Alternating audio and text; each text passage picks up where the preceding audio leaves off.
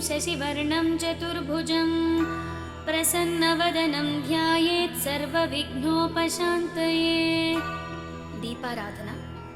दीपत्वं ब्रह्मरूपोऽसि ज्योतिषां प्रभुरव्यः सौभाग्यं देहि पुत्रांश्च सर्वान् कामाश्च देहि मे।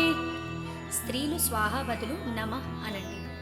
ओं केशवाय नमः, ओं नारायणाय नमः, ओं माधवाय नमः, ओं गोविन्दाय नमः, विष्णवे नमः, मधुसूदनाय नमः, त्रिविक्रमाय नमः, वामनाय नमः, श्रीधराय नमः, ऋषिकेशाय नमः, पद्मनाभाय नमः, दामोदराय नमः, संकर्षणाय नमः, वासुदेवाय नमः, प्रद्युम्नाय नमः, अनिरुद्धाय नमः, पुरुषोत्तमाय नमः, अधोक्षजाय नमः, नारसिंहाय नमः, अच्युताय नमः, जनार्दनाय नमः, उपेन्द्राय नमः, हरये नमः, श्रीकृष्णाय नमः। उत्तिष्ठन्तु भूतपिशाचाः एतभूमिभारका एतेषमविरोधेन ब्रह्मकर्मसमारभे। प्राणायामम्।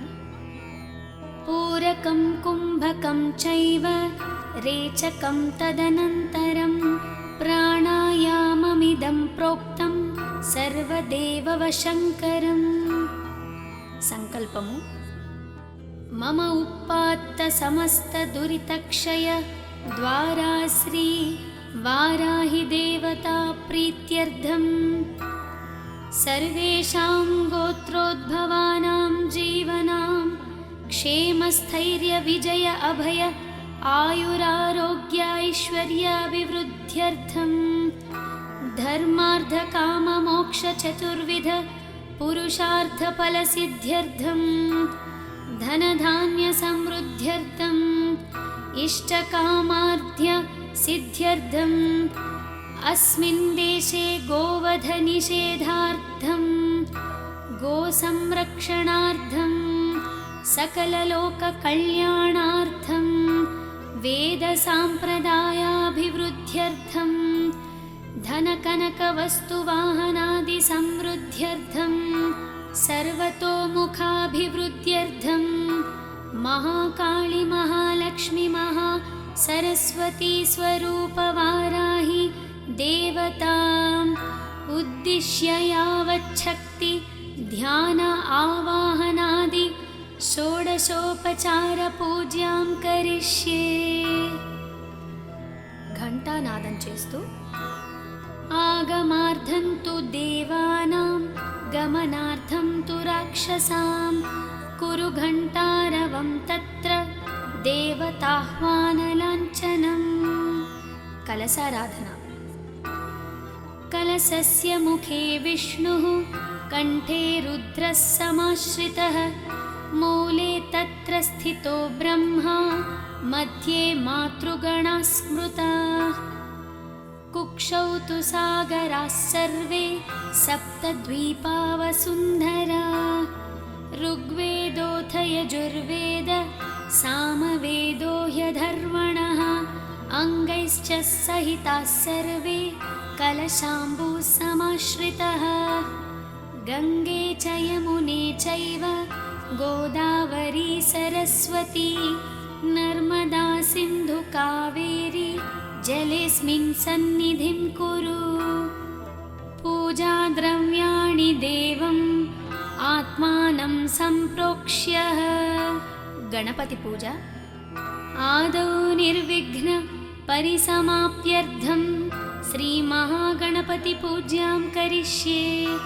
सुमुखैश्चैकदन्तश्च कपिलो गजकर्णकः लम्बोदरश्च विकटो विघ्नराजो गणाधिपः धूमकेतुर्गणाध्यक्ष फालचन्द्रो गजाननः वक्रतुण्डशूर्पकर्णो हेरम्बस्कन्धपूर्वजः षोडशैतानि नामानि यः पठेत् शृणुयादपि विद्यारम्भे विवाहे च प्रवेशे निर्गमे तथा पूजादि सर्वकारेषु विघ्नस्तन्य न जायते। శ్రీమహాగణపతిప్రసాదం శిరసా గృహామి. ఈ క్రింది ప్రాణప్రతిష్ఠ మొదటి రోజు మాత్రమే చేయాలి, మిగతా రోజుల్లో చేయకూడదు. ప్రాణప్రతిష్ఠ. మేఘశ్యామరుచిరం మనోహరకుచాం నేత్రత్రయోద్భాసితాం కోలాస్యాం శశిరేఖరాం అచలితైః దంష్ట్రాతలైః శోభితాం బిభ్రాణాం స్వకరాంబుజై రసిలతాం చర్మాసి పాశం శృణీం వారాహీం అనుచింతయేత్ గిరివరా రూఢాం శుభలాంకృతీం సాంగాం సాయుధాం సహవాహనాం సశక్తిం పతిపుత్ర పరివార సమేతాం శ్రీవారాహీ మాతాం ఆవాహయామి స్థాపయామి పూజయామి. ప్రాణప్రతిష్ఠ ప్రక్రియ సమాప్తం. వారాహి షోడశోపచార పూజ. ధ్యానం. కృష్ణం వర్ణాం తు వారాహీం మహిషస్థానం మహోదరీం వరదాం దండినీం ఖడ్గం బిభత్రీం దక్షిణే కరే ఖేటపాత్రాభయాన్ వామే సుకరాస్య భుజామ్యహం. శ్రీవారాహి దైవ్య నమః ధ్యాయామి. ఆవాహనం. ఉగ్రరూపాం మహాదేవీం శత్రునాశనతత్పరాం త్రిశక్తిరూపిణీమంబాం వందేహం కార్యసిద్ధయే. శ్రీవారాహి దేవ్యై నమః ఆవాహయామి. ఆసనం. సూర్యాయుత నిభస్ఫూర్తే స్ఫురద్రత్న విభూషితే రత్నసింహాసనమిదం దండానాథాం ప్రగృహ్యతాం. శ్రీవారాహి దైవ్యై నమః ఆసనం సమర్పయామి. పాద్యం. సురాసురమహామౌళి మాలా మాణిక్యకాంతిభిః విరాజిత పద్మద్వంద్వే పాద్యం దేవీ దదామ్యహం. శ్రీవారాహి దేవ్యై నమః పాదయోపాద్యం సమర్పయామి. అర్ఘ్యం. పుష్పచందన దుర్వాది సంయుతం జాహ్నవీజలం శంఖగర్భస్థితం శుద్ధం గృహత్యాం సమయేశ్వరీ. శ్రీవారాహి దేవ్యై నమః హస్తయోః అర్ఘ్యం సమర్పయామి. ఆచమనీయం. పుణ్యో తీర్థోదకం చైవ విశుద్ధం శుద్ధిదం సదా గృహాణాచమనం దేవి రిపుసంహార తాండవీం. శ్రీవారాహి దేవ్యై నమః ఆచమనీయం సమర్పయామి. స్నానం. పయోదధిఘృతోపేతం శర్కరా మధు సంయుతం పంచామృతమిదం స్నానం గృహాణ సురపూజితే.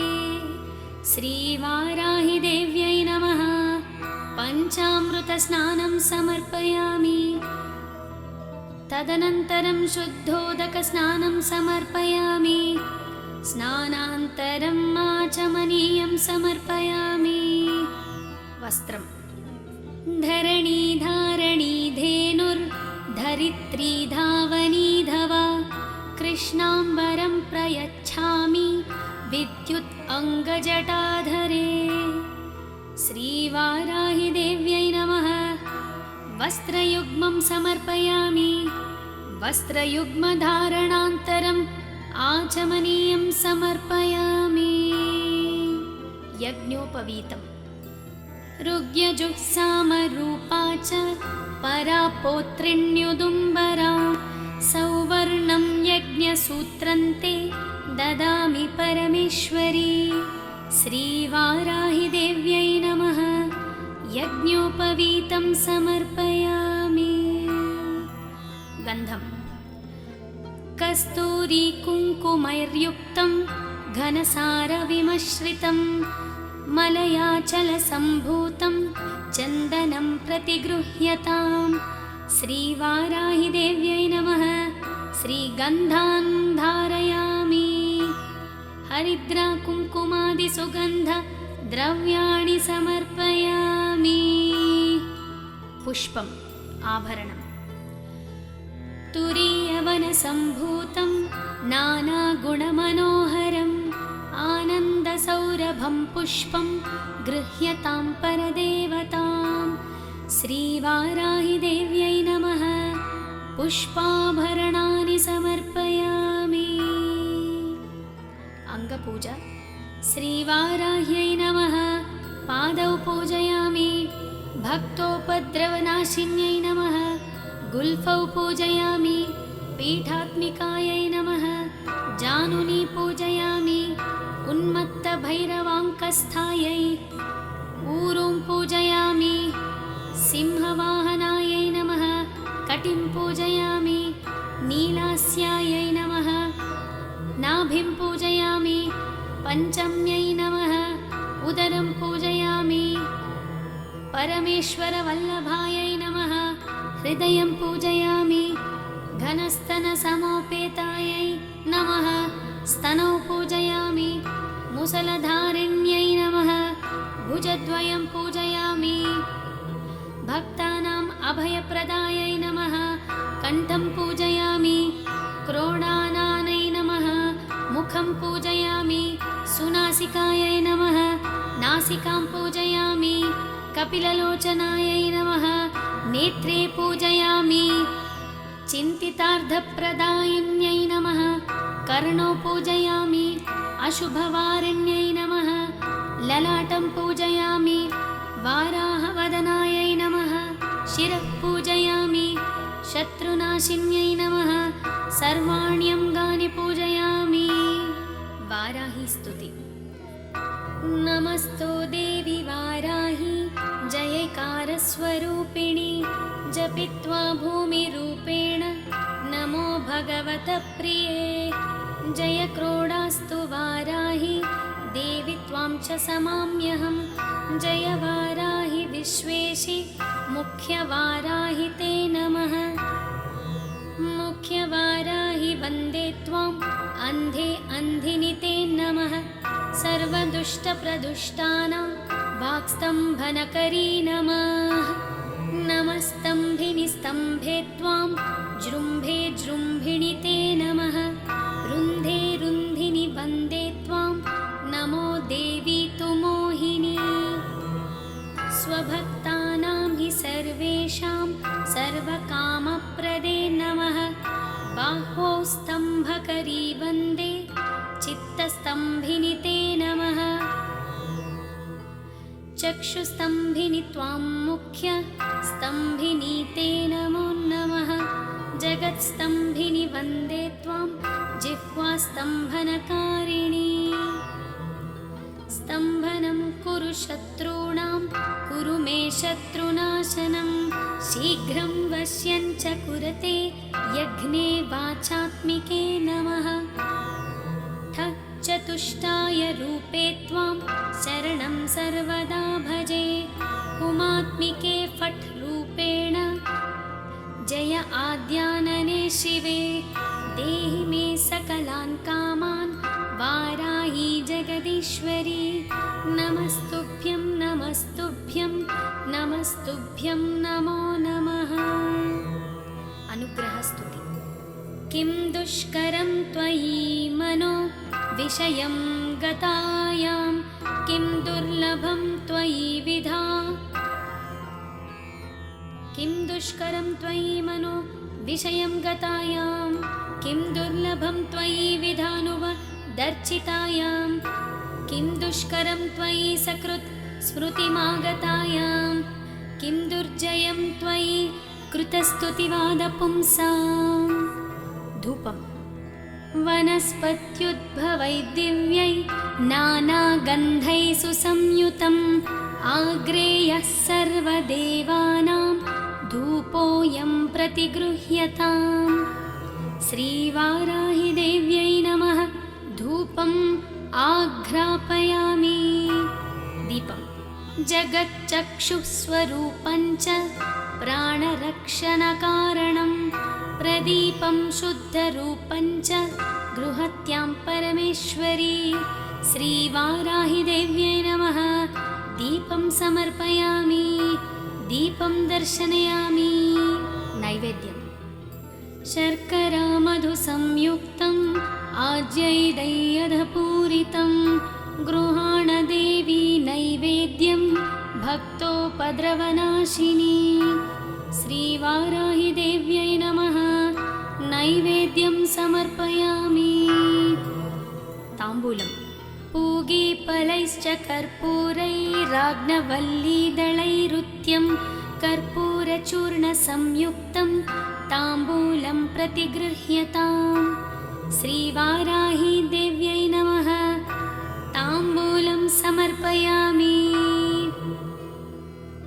नीराजनं नीराजनं समानीतं कर्पूरेण समन्वितं तुभ्यं दास्यम्यहं देवी गृहेण हलधारिणी।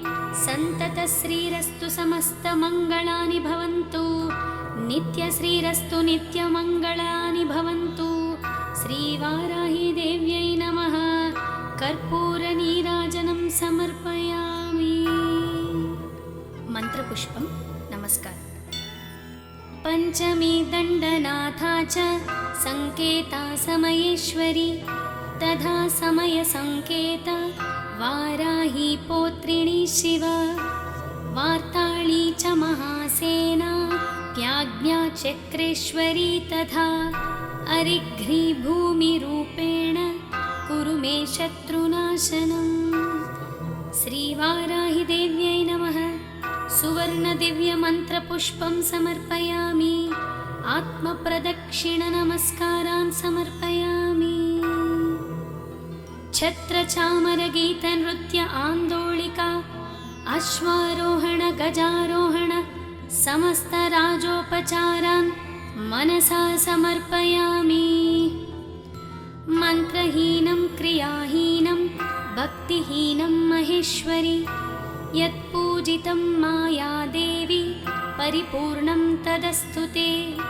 अनया यथाशक्ति पूजया च भगवती सर्वात्मिका श्रीवाराहिदेवता सुप्रसन्नः सुप्रीतो वरदो भवतु।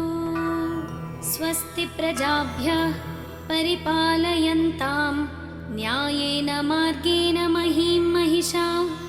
गोब्राह्मणेभ्यः शुभमस्तु नित्यं।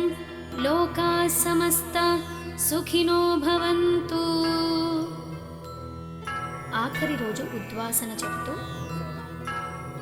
सहस्रपरमादेवी शतमूला शताङ्कुर सर्वगं हरतु मे पापं दुर्वा दुःस्वप्ननाशिनी। जय देवी नमस्तुभ्यं जय भक्तवरप्रदे जय शङ्कर वामाङ्गी मङ्गले सर्वमङ्गले। श्रीवाराहिदेव्यै नमः। यथास्थानम् उद्वासयामि पुनरागमनाय च।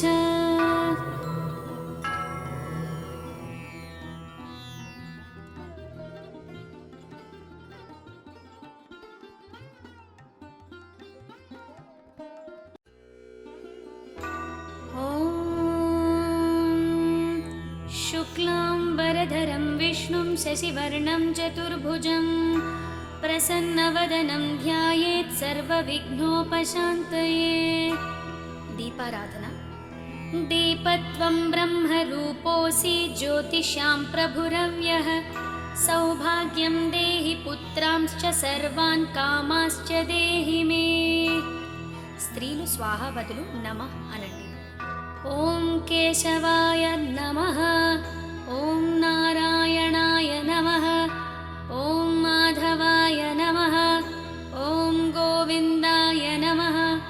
विष्णवे नमः। मधुसूदनाय नमः त्रिविक्रमाय नमः वामनाय नमः श्रीधराय नमः ऋषिकेशाय नमः पद्मनाभाय नमः दामोदराय नमः संकर्षणाय नमः वासुदेवाय नमः प्रद्युम्नाय नमः अनिरुद्धाय नमः पुरुषोत्तमाय नमः अधोक्षजाय नमः नारसिंहाय नमः अच्युताय नमः जनार्दनाय नमः उपेन्द्राय नमः हरये नमः श्रीकृष्णाय नमः। उत्तिष्ठन्तु भूतपिशाचाः एतभूमिभारकाः एतेषमविरोधेन ब्रह्मकर्मसमारभे। प्राणायामम् पूरकं कुम्भकं चैव रेचकं तदनन्तरं प्राणायाममिदं प्रोक्तं सर्वदेववशङ्करम्।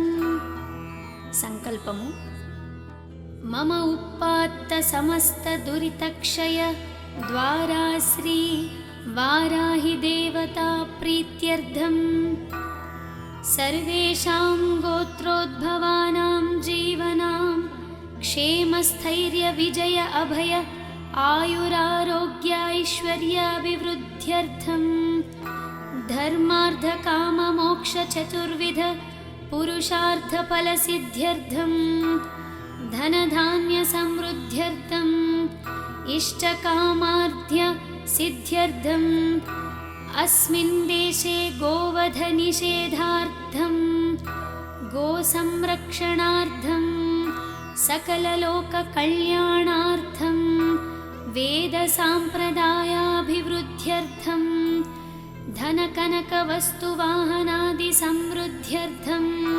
सर्वतोमुखाभिवृद्ध्यर्थं महाकाली महालक्ष्मी महासरस्वती स्वरूपवाराहि देवताम् उद्दिश्य यावच्छक्ति ध्यान आवाहनादि षोडशोपचारपूज्यां करिष्ये।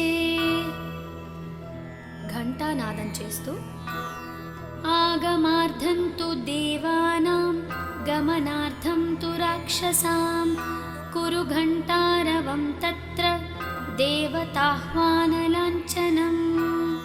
कलशाराधना कलशस्य मुखे विष्णुः कण्ठे रुद्रः समाश्रितः मूले तत्र स्थितो ब्रह्मा मध्ये मातृगणाः स्मृताः कुक्षौ तु सागराः सर्वे सप्तद्वीपा वसुन्धरा ऋग्वेदोऽथ यजुर्वेद सामवेदो ह्यधर्वणः अङ्गैश्च सहिताः सर्वे कलशाम्बुः समाश्रितः गङ्गे च यमुने चैव गोदावरी सरस्वती नर्मदा सिन्धु कावेरी जलेऽस्मिन् सन्निधिं कुरु पूजाद्रव्याणि देवम् आत्मानं सम्प्रोक्ष्य।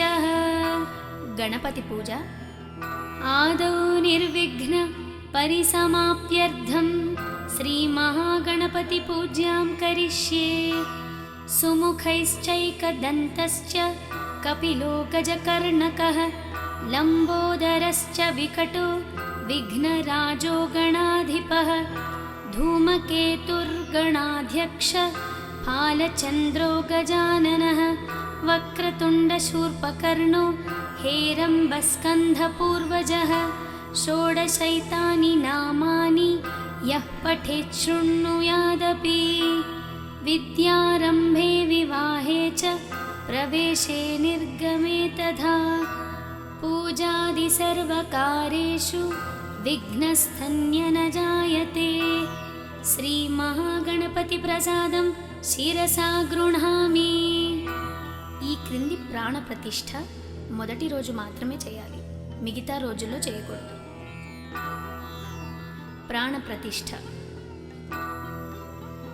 మేఘశ్యామరుచిరం మనోహరకుచాం नेत्रत्रयोद्भासितां कोलास्यां शशिरेखराम् अचलितैः दंष्ट्रातलैः शोभितां बिभ्राणां स्वकराम्बुजै रसिलतां चर्मासि पाशं सृणीं वाराहीम् अनुचिन्तयेत् गिरिवरा रूढां शुभलाङ्कृतिं साङ्गां सायुधां सहवाहनां सशक्तिं पतिपुत्रपरिवारसमेतां श्रीवाराही माताम् आवाहयामि स्थापयामि पूजयामि। प्राणप्रतिष्ठ प्रक्रिया समाप्तम्। वाराही षोडशोपचार पूजा। ध्यानं कृष्णं वर्णां तु वाराहीं महिषस्थानं महोदरीं वरदां दण्डिनीं खड्गं बिभत्रीं दक्षिणे करे खेटपात्राभयान् वामे सुकरास्य भुजाम्यहम्। श्रीवाराही दैव्य नमः ध्यायामि। आवाहनम्। उग्ररूपां महादेवीं शत्रुनाशनतत्परां त्रिशक्तिरूपिणीमम्बां वन्देऽहं कार्यसिद्धये। श्रीवाराही देव्यै नमः। आवाहयामि। आसनम्। सूर्यायुतनिभस्फूर्ते स्फुरद्रत्नविभूषिते रत्नसिंहासनमिदं दण्डानाथां प्रगृह्यताम्। श्रीवाराही दैव्यै नमः। आसनं समर्पयामि। पाद्यम्। सुरासुरमहामौळी माला माणिक्यकान्तिभिः विराजितपद्मद्वन्द्वे पाद्यं देवी ददाम्यहम्। श्रीवाराही देव्यै नमः। पादयो पाद्यं समर्पयामि। अर्घ्यम्। पुष्पचन्दनदुर्वादी संयुतं जाह्नवीजलं शङ्खगर्भस्थितं शुद्धं गृहत्यां समयेश्वरी। श्रीवाराही देव्यै नमः। हस्तयोः अर्घ्यं समर्पयामि। आचमनीयम्। पुण्यो तीर्थोदकं चैव विशुद्धं शुद्धिदं सदा गृहाणाचमनं देवी रिपुसंहारताण्डवीं। श्रीवाराही देव्यै नमः। आचमनीयं समर्पयामि। स्नानम्। पयोदधिघृतोपेतं शर्करामधुसंयुतं पञ्चामृतमिदं स्नानं गृहाणसुरपूजिते। श्रीवाराही देव्यै नमः। पञ्चामृतस्नानं समर्पयामि। तदनन्तरं शुद्धोदकस्नानं समर्पयामि। स्नानान्तरम् आचमनीयं समर्पयामि। वस्त्रम्। धरणी धारणी धेनुर्धरित्री धावनी धवा कृष्णाम्बरं प्रयच्छामि विद्युत् अङ्गजटाधरे। श्रीवाराही देव्यै नमः। वस्त्रयुग्मं समर्पयामि। वस्त्रयुग्मधारणान्तरम् आचमनीयं समर्पयामि। यज्ञोपवीतम्। ऋग्यजुःसामरूपा च परा पौत्रिण्युदुम्बरा सौवर्णं यज्ञसूत्रन्ते ददामि परमेश्वरी। श्रीवाराही देव्यै नमः। यज्ञोपवीतं समर्पयामि। गन्धम्। कस्तूरी कुङ्कुमैर्युक्तं घनसारविमश्रितं मलयाचलसम्भूतं चन्दनं प्रतिगृह्यताम्। श्रीवाराही देव्यै नमः। श्रीगन्धान् धारयामि। हरिद्रा कुङ्कुमादिसुगन्ध द्रव्याणि समर्पयामि। पुष्पम्। आभरणम्। तुरीयवन सम्भूतं नानागुणमनोहरम् आनन्दसौरभं पुष्पं गृह्यतां परदेवतां। श्रीवाराहिदेव्यै नमः। पुष्पाभरणानि समर्पयामि। अङ्गपूजा। श्रीवाराह्यै नमः। पादौ पूजयामि। भक्तोपद्रवनाशिन्यै नमः। गुल्फौ पूजयामि। पीठात्मिकायै नमः। जानुनी पूजयामि। उन्मत्तभैरवाङ्कस्थायै ऊरुं पूजयामि। सिंहवाहनायै नमः। कटिं पूजयामि। नीलास्यायै नमः। नाभिं पूजयामि। पञ्चम्यै नमः। उदरं पूजयामि। परमेश्वरवल्लभायै नमः। हृदयं पूजयामि। घनस्तनसमोपेतायै नमः। स्तनौ पूजयामि। मुसलधारिण्यै नमः। भुजद्वयं पूजयामि। भक्तानाम् अभयप्रदायै नमः। कण्ठं पूजयामि। क्रोडानानै नमः। मुखं पूजयामि। सुनासिकायै नमः। नासिकां पूजयामि। कपिललोचनायै नमः। नेत्रे पूजयामि।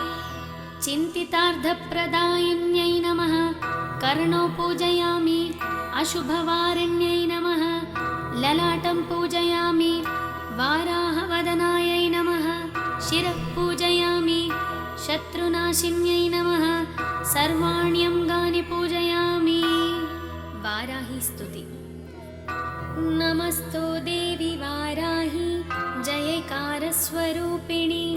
जपित्वा भूमिरूपेण नमो भगवतप्रिये। जय क्रोडास्तु वाराही देवी त्वां च समाम्यहं। जय वाराही विश्वेशि मुख्यवाराही ते नमः। मुख्यवाराही वन्दे त्वाम् अन्धे अन्धिनि ते नमः। सर्वदुष्टप्रदुष्टानां वाक्स्तम्भनकरी नमः। नमस्तम्भिनि स्तम्भे त्वां जृम्भे जृम्भिणि ते नमः। रुन्धे रुन्धिनि वन्दे त्वां नमो देवी तु मोहिनी। स्वभक्तानां हि सर्वेषां सर्वकामप्रदे नमः। बाह्वौ स्तम्भकरी वन्दे चित्तस्तम्भिनि ते नमः। चक्षुस्तम्भिनि त्वां मुख्य स्तम्भिनि ते नमो नमः। जगत्स्तम्भिनि वन्दे त्वां जिह्वास्तम्भनकारिणी। स्तम्भनं कुरु शत्रूणां कुरु मे शत्रुनाशनं। शीघ्रं वश्यं च कुरते यज्ञे वाचात्मिके नमः। ठः चतुष्टाय रूपे त्वां शरणं सर्वदा भजे। हुमात्मिके फट् रूपेण जय आद्यानने शिवे। देहि मे सकलान् कामान् वाराही जगदीश्वरी। नमस्तुभ्यं नमस्तुभ्यं नमस्तुभ्यं नमो नमः। अनुग्रहस्तुति। किं दुष्करं त्वयि मनो विषयं गतायां। किं दुर्लभं त्वयि विधा। किं दुष्करं त्वयि मनो विषयं गतायां। किं दुर्लभं त्वयि विधानुवदर्चितायां। किं दुष्करं त्वयि सकृत् स्मृतिमागतायां। किं दुर्जयं त्वयि कृतस्तुतिवादपुंसाम्। धूपम्। वनस्पत्युद्भवै दिव्यै नानागन्धैः सुसंयुतम्। आग्रेयः सर्वदेवानां धूपोऽयं प्रतिगृह्यताम्। श्रीवाराहिदेव्यै नमः। धूपम् आघ्रापयामि। दीपम्। जगच्चक्षुस्वरूपं च प्राणरक्षणकारणं। प्रदीपं शुद्धरूपं च गृहत्यां परमेश्वरी। श्रीवाराहिदेव्यै नमः। दीपं समर्पयामि। दीपं दर्शनयामि। नैवेद्यम्। शर्करा मधुसंयुक्तम् आज्यैदय्यधपूरितं गृहाण देवी नैवेद्यं भक्तोपद्रवनाशिनी। श्रीवाराहि देव्यै नमः। नैवेद्यं समर्पयामि। ताम्बूलं पूगीफलैश्च कर्पूरैराग्नवल्लीदलैरुत्यं कर्पूरचूर्णसंयुक्तं ताम्बूलं प्रतिगृह्यताम्। श्रीवाराहि देव्यै नमः। ताम्बूलं समर्पयामि।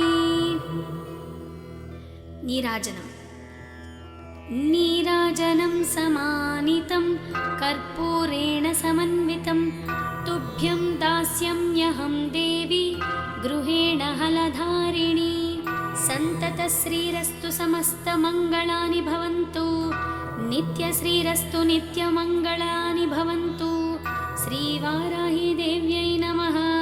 कर्पूरनीराजनं समर्पयामि। मन्त्रपुष्पं नमस्कार। पञ्चमी दण्डनाथा च संकेता समयेश्वरी तथा समयसंकेत वाराही पौत्रिणी शिव।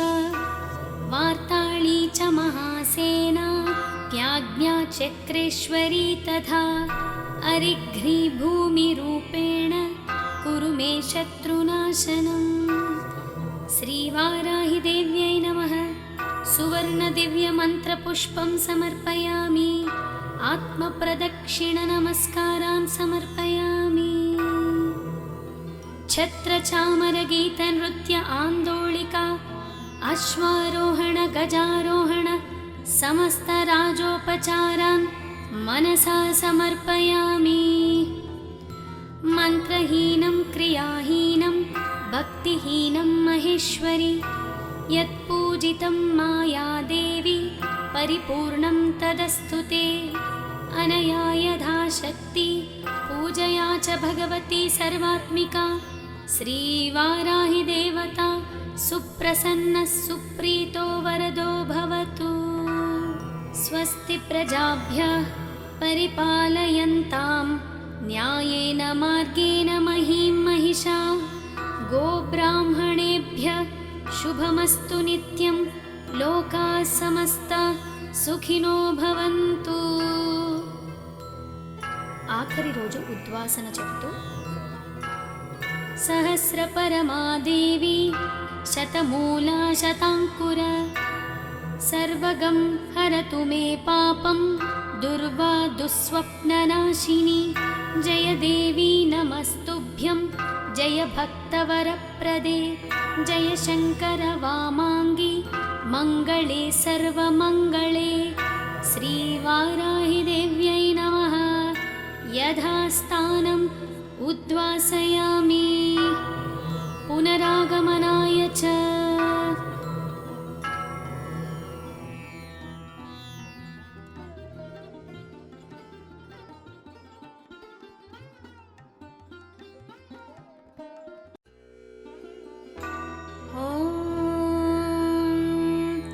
शुक्लाम्बरधरं विष्णुं शशिवर्णं चतुर्भुजं प्रसन्नवदनं ध्यायेत् सर्वविघ्नोपशान्तये। दीपाराधना। दीपत्वं ब्रह्मरूपोऽसि ज्योतिषां प्रभुरव्यः। सौभाग्यं देहि पुत्रांश्च सर्वान् कामाश्च देहि मे। स्त्रीलु स्वाहा बदलु नमः अनंడి। ओं केशवाय नमः। ओं नारायणाय नमः। ओं माधवाय नमः। ओं गोविन्दाय नमः। विष्णवे नमः। मधुसूदनाय नमः। त्रिविक्रमाय नमः। वामनाय नमः। श्रीधराय नमः। ऋषिकेशाय नमः। पद्मनाभाय नमः। दामोदराय नमः। संकर्षणाय नमः। वासुदेवाय नमः। प्रद्युम्नाय नमः। अनिरुद्धाय नमः। पुरुषोत्तमाय नमः। अधोक्षजाय नमः। नारसिंहाय नमः। अच्युताय नमः। जनार्दनाय नमः। भूपेन्द्राय नमः। हरये नमः। श्रीकृष्णाय नमः। उत्तिष्ठन्तु भूतपिशाचाः एतभूमिभारका एतेषमविरोधेन ब्रह्मकर्मसमारभे। प्राणायामम्। पूरकं कुम्भकं चैव रेचकं तदनन्तरं प्राणायाममिदं प्रोक्तं सर्वदेववशङ्करम्। सङ्कल्पमु। मम उपात्तसमस्तदुरितक्षय द्वारा श्री वाराहि देवता प्रीत्यर्थं सर्वेषां गोत्रोद्भवानां जीवनां क्षेमस्थैर्यविजय अभय आयुरारोग्यैश्वर्याभिवृद्ध्यर्थं धर्मार्थकाममोक्षचतुर्विध पुरुषार्थफलसिद्ध्यर्थं धनधान्यसमृद्ध्यर्थं इष्टकामार्थ्य सिद्ध्यर्थम् अस्मिन् देशे गोवधनिषेधार्थं गोसंरक्षणार्थं सकललोककल्याणार्थं वेदसाम्प्रदायाभिवृद्ध्यर्थं धनकनकवस्तुवाहनादिसमृद्ध्यर्थं सर्वतोमुखाभिवृद्ध्यर्थं महाकाली महालक्ष्मी सरस्वती स्वरूपवाराहि देवताम् उद्दिश्य यावच्छक्ति ध्यान आवाहनादि षोडशोपचारपूज्यां करिष्ये। घण्टानादं चेस्तु आगमार्थं तु देवानां गमनार्थं तु राक्षसां कुरु घण्टारवं तत्र देवताह्वानलाञ्छनम्। कलशाराधना।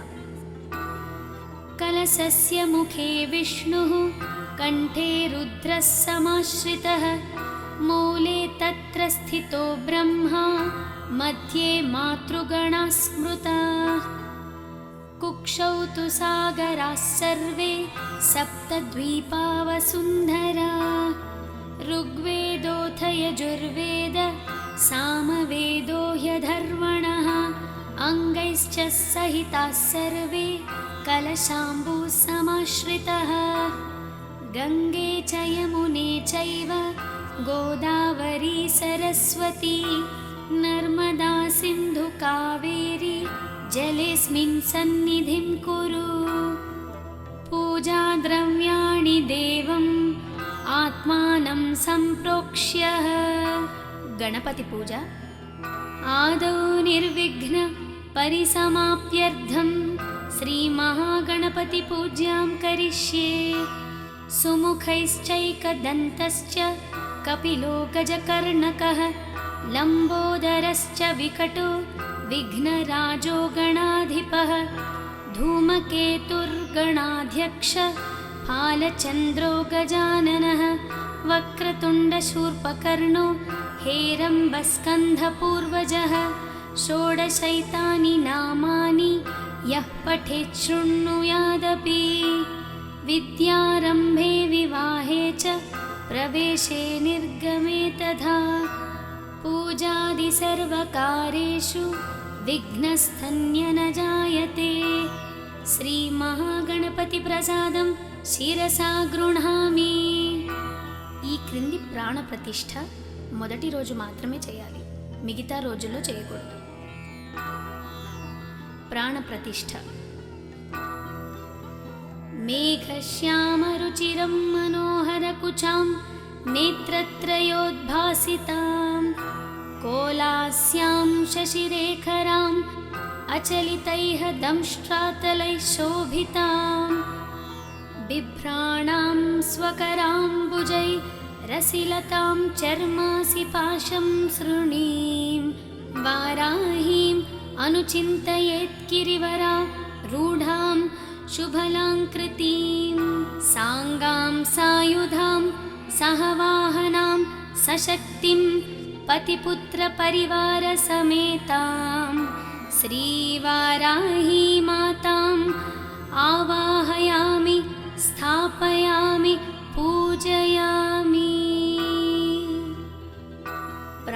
प्राणप्रतिष्ठप्रक्रिया समाप्तं। वाराहि षोडशोपचारपूजा। ध्यानं कृष्णं वर्णां तु वाराहीं महिषस्थानं महोदरीं वरदां दण्डिनीं खड्गं बिभत्रीं दक्षिणे करे खेटपात्राभयान् वामे सुकरास्य भुजाम्यहम्। श्रीवाराहि दैव्य नमः ध्यायामि। आवाहनम् उग्ररूपां महादेवीं शत्रुनाशनतत्परां त्रिशक्तिरूपिणीमम्बां वन्देऽहं कार्यसिद्धये। श्रीवाराहि देव्यै नमः आवाहयामि। आसनम् सूर्यायुतनिभस्फूर्ते स्फुरद्रत्नविभूषिते रत्नसिंहासनमिदं दण्डानाथां प्रगृह्यताम्। श्रीवाराहि दैव्यै नमः आसनं समर्पयामि। पाद्यम् सुरासुरमहामौळी माला माणिक्यकान्तिभिः विराजितपद्मद्वन्द्वे पाद्यं देवी ददाम्यहम्। श्रीवाराहि देव्यै नमः पादयोपाद्यं समर्पयामि। अर्घ्यम् पुष्पचन्दनदुर्वादी संयुतं जाह्नवीजलं शङ्खगर्भस्थितं शुद्धं गृहत्यां समयेश्वरी। श्रीवाराहि देव्यै नमः हस्तयोः अर्घ्यं समर्पयामि। आचमनीयम् पुण्यो तीर्थोदकं चैव विशुद्धं शुद्धिदं सदा गृहाणाचमनं देवी रिपुसंहारताण्डवीम्। श्रीवाराहि देव्यै नमः आचमनीयं समर्पयामि। स्नानम् पयोदधिघृतोपेतं शर्करामधुसंयुतं पञ्चामृतमिदं स्नानं गृहाणसुरपूजिते। श्रीवाराहि देव्यै नमः पञ्चामृतस्नानं समर्पयामि। तदनन्तरं शुद्धोदकस्नानं समर्पयामि। स्नानान्तरम् आचमनीयं समर्पयामि। वस्त्रम् धरणी धारणी धेनुर्धरित्री धावनी धवा कृष्णाम्बरं प्रयच्छामि विद्युत् अङ्गजटाधरे। श्रीवाराहि देव्यै नमः वस्त्रयुग्मं समर्पयामि। वस्त्रयुग्मधारणान्तरम् आचमनीयं समर्पयामि। यज्ञोपवीतम् ऋग्यजुःसामरूपा च परा पौत्रिण्युदुम्बरा सौवर्णं यज्ञसूत्रन्ते ददामि परमेश्वरी। श्रीवाराहि देव्यै नमः यज्ञोपवीतं समर्पयामि। गन्धम् कस्तूरी कुङ्कुमैर्युक्तं घनसारविमश्रितं मलयाचलसम्भूतं चन्दनं प्रतिगृह्यताम्। श्रीवाराहि देव्यै नमः श्रीगन्धान् धारयामि। हरिद्रा कुङ्कुमादिसुगन्ध द्रव्याणि समर्पयामि। पुष्पम् आभरणम् तुरीयवनसम्भूतं नानागुणमनोहरम् आनन्दसौरभं पुष्पं गृह्यतां परदेवताम्। श्रीवाराहि देव्यै नमः पुष्पाभरणानि समर्पयामि। अङ्गपूजा श्रीवाराह्यै नमः पादौ पूजयामि। भक्तोपद्रवनाशिन्यै नमः गुल्फौ पूजयामि। पीठात्मिकायै नमः जानुनी पूजयामि। उन्मत्तभैरवाङ्कस्थायै ऊरुं पूजयामि। सिंहवाहनायै नमः कटिं पूजयामि। नीलास्यायै नमः नाभिं पूजयामि। पञ्चम्यै नमः उदरं पूजयामि। परमेश्वरवल्लभायै नमः हृदयं पूजयामि। घनस्तनसमोपेतायै नमः स्तनौ पूजयामि। मुसलधारिण्यै नमः भुजद्वयं पूजयामि। भक्तानाम् अभयप्रदायै नमः कण्ठं पूजयामि। क्रोडानानै नमः मुखं पूजयामि। सुनासिकायै नमः नासिकां पूजयामि। कपिललोचनायै नमः नेत्रे पूजयामि। चिन्तितार्थप्रदायिन्यै नमः कर्णौ पूजयामि। अशुभवारिण्यै नमः ललाटं पूजयामि।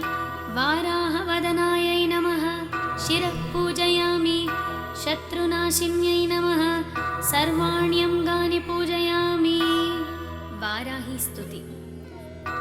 नमस्तो देवी वाराही जयकारस्वरूपिणि। जपित्वा भूमिरूपेण नमो भगवतः प्रिये। जय क्रोडास्तु वाराही देवी त्वां च समाम्यहं। जय वाराही विश्वेशि मुख्यवाराही ते नमः। मुख्यवाराही वन्दे त्वाम् अन्धे अन्धिनि ते नमः। सर्वदुष्टप्रदुष्टानां वाक्स्तम्भनकरी नमः। नमस्तम्भिनि स्तम्भे त्वां जृम्भे जृम्भिणि ते नमः। रुन्धे रुन्धिनि वन्दे त्वां नमो देवी तु मोहिनी। स्वभक्तानां हि सर्वेषां सर्वकामप्रदे नमः। बाह्वौ स्तम्भकरी वन्दे चित्तस्तम्भिनि ते नमः। चक्षुस्तम्भिनि त्वां मुख्य स्तम्भिनि ते नमो नमः। जगत्स्तम्भिनि वन्दे त्वां जिह्वास्तम्भनकारिणी। स्तम्भनं कुरु शत्रूणां कुरु मे शत्रुनाशनं। शीघ्रं वश्यं च कुरते यज्ञे वाचात्मिके नमः। ठक् चतुष्टाय रूपे त्वां शरणं सर्वदा भजे। हुमात्मिके फट् रूपेण जय आद्यानने शिवे। देहि मे सकलान् कामान् वाराही जगदीश्वरी। नमस्तुभ्यं नमस्तुभ्यं नमस्तुभ्यं नमो नमः। अनुग्रहस्तुति। किं दुष्करं त्वयि मनो विषयं गतायां। किं दुर्लभं त्वयि विधा। किं दुष्करं त्वयि मनो विषयं गतायां। किं दुर्लभं त्वयि विधानुवदर्चितायां। किं दुष्करं त्वयि सकृत् स्मृतिमागतायां। किं दुर्जयं त्वयि कृतस्तुतिवादपुंसाम्। धूपम्। वनस्पत्युद्भवै दिव्यै नानागन्धैः सुसंयुतम्। आग्रेयः सर्वदेवानां धूपोऽयं प्रतिगृह्यताम्। श्रीवाराही देव्यै नमः धूपम् आघ्रापयामि। दीपम्। जगच्चक्षुस्वरूपं च प्राणरक्षणकारणं। प्रदीपं शुद्धरूपं च गृहत्यां परमेश्वरी। श्रीवाराही देव्यै नमः दीपं समर्पयामि। दीपं दर्शयामि। नैवेद्यम्। शर्करामधुसंयुक्तम् आज्यैदय्यधपूरितं। गृहाण देवी नैवेद्यं भक्तोपद्रवनाशिनी। श्रीवाराही देव्यै नमः नैवेद्यं समर्पयामि। ताम्बूलम्। पूगीफलैश्च कर्पूरैराग्नवल्लीदलैरुत्यं। कर्पूरचूर्णसंयुक्तं ताम्बूलं प्रतिगृह्यताम्। श्रीवाराही देव्यै नमः ताम्बूलं समर्पयामि। नीराजनम्। नीराजनं समानितं कर्पूरेण समन्वितं। तुभ्यं तुभ्यं दास्यम्यहं देवी गृहेण हलधारिणी। सन्ततश्रीरस्तु समस्तमङ्गलानि भवन्तु, नित्यश्रीरस्तु नित्यमङ्गलानि भवन्तु। श्रीवाराही देव्यै नमः। कर्पूरनीराजनं समर्पयामि। मन्त्रपुष्पं नमस्कार। पञ्चमी दण्डनाथा च संकेता समयेश्वरी, तथा समयसंकेता वाराही पौत्रिणी शिव। वार्ताळी च महासेना त्याज्ञा चक्रेश्वरी, तथा अरिघ्रीभूमिरूपेण कुरु मे शत्रुनाशनम्। श्रीवाराही देव्यै नमः। सुवर्णदिव्यमन्त्रपुष्पं समर्पयामि। आत्मप्रदक्षिणनमस्कारान् समर्पयामि। छत्रचामरगीतनृत्य आन्दोलिका अश्वारोहण गजारोहण समस्तराजोपचारान् मनसा समर्पयामि। मन्त्रहीनं क्रियाहीनं भक्तिहीनं महेश्वरी, यत्पूजितं मायादेवी परिपूर्णं तदस्तु ते। अनया यथाशक्ति पूजया च भगवती सर्वात्मिका, श्रीवाराही देवता सुप्रसन्नः सुप्रीतो वरदो भवतु। स्वस्ति प्रजाभ्यः परिपालयन्तां न्यायेन मार्गेण महीं महिषा। गोब्राह्मणेभ्यः शुभमस्तु नित्यं, लोकाः समस्ताः सुखिनो भवन्तु। ఆఖరి రోజు ఉద్వాసన చెబుతూ सहस्रपरमादेवी शतमूला शताङ्कुर, सर्वगं हरतु मे पापं दुर्वा दुःस्वप्ननाशिनी। जय देवी नमस्तुभ्यं, जय भक्तवरप्रदे, जय शङ्कर वामाङ्गी, मङ्गले सर्वमङ्गले। श्रीवाराही देव्यै नमः। यथास्थानम् उद्वासयामि। पुनरागमन